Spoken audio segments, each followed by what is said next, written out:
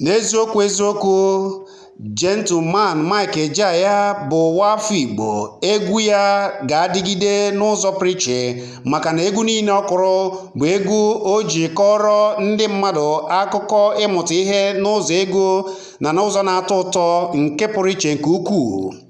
Ngwa sapụzie ya ugbu a ka ị wee gee ma kirie otu eji mere ya mmemme ịgba afọ 91 nke o mere nso nso a n'obi ya dị n'obodo Enugu.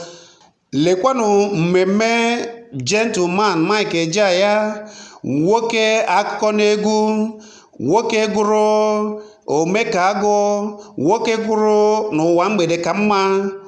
Ọ gụkwara ji amụ mma na ndụ, ya mere ndị fụrụ ya n'anya ji jikọta aka ọnụ wee jaa ya mma na ndụ ugbu a. Ngwa lekwanụ ka nke a niile si mee.